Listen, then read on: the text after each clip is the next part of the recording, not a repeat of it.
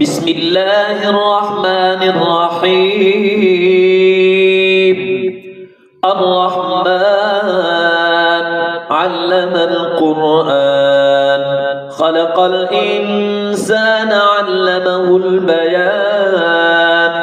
الشمس والقمر بحسبان والنجم والشجر يسجدان. والسماء رفعها ووضع الميزان ألا تطغوا في الميزان وأقيموا الوزن بالقسط ولا تخسروا الميزان. والأرض وضعها للأنام فيها فاكهة والنخل ذات الأكمام والحب ذو العصف والريحان. فبأي آلاء ربكما تكذبان؟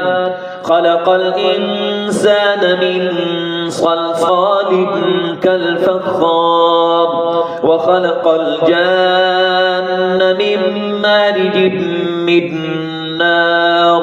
فبأي آلاء ربكما تكذبان؟ رب المشرقين ورب المغربين. فبأي آلاء ربكما تكذبان؟ مرج البحرين يلتقيان بينهما برزخ لا يبغيان. فبأي آلاء ربكما تكذبان؟ يخرج منهما اللؤلؤ والمرجان. فبأي آلاء ربكما تكذبان؟ وله الجوار المنشآت في البحر كالأعلام. فبأي آلاء ربكما تكذبان؟ كل من عليها فان ويبقى وجه ربك ذو الجلال والإكرام. فبأي آلاء ربكما تكذبان؟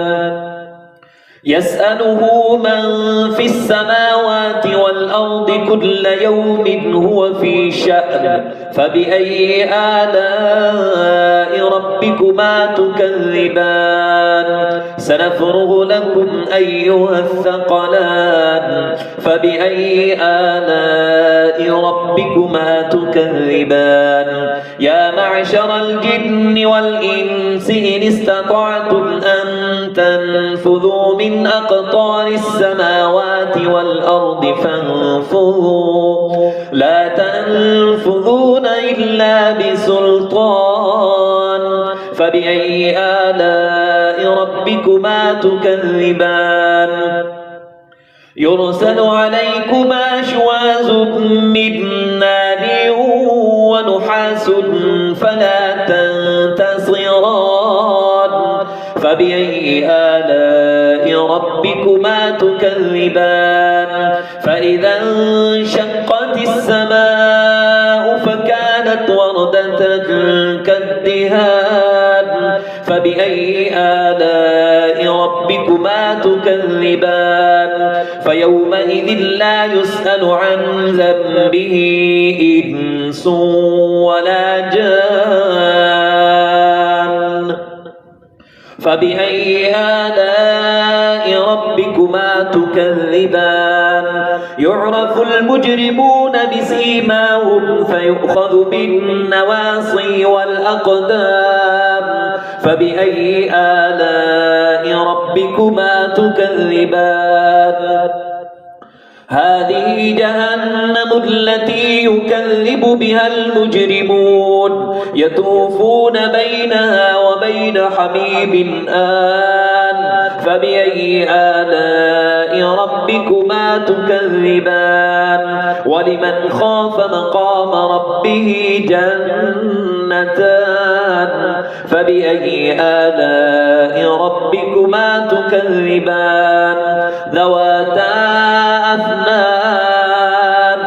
فبأي آلاء ربكما ربكما تكذبان فيهما عينان تجريان فبأي آلاء ربكما تكذبان فيهما من كل فاكهة زوجان فبأي آلاء ربكما تكذبان متكئين على فرش بطائنها من استبرق وجنى الجنتين دان فبأي آلاء ربكما تكذبان فيهن قاصرات الطرف لم يطمثهن إنس قبلهم ولا جان فبأي آلاء ربكما تكذبان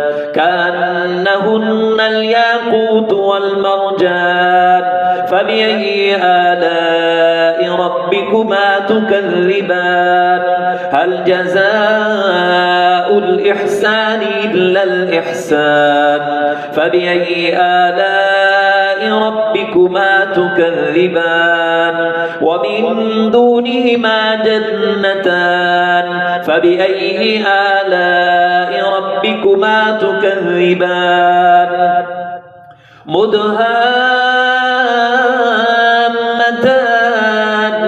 فبأي آلاء ربكما تكذبان فيهما عينان نضاختان فبأي آلاء ربكما تكذبان فيهما فاكهة ونخل ورمان فبأي آلاء ربكما تكذبان فيهن خيرات حسان فبأي آلاء ربكما تكذبان حور مقصورات في الخيام فبأي آلاء ربكما تكذبان لم يطمثهن إنس قبلهم ولا جان فبأي آلاء ربكما تكذبان متكئين على رفرف خضر وعبقري حسان فبأي آلاء ربكما تكذبان تبارك اسم ربك ذي الجلال والإكرام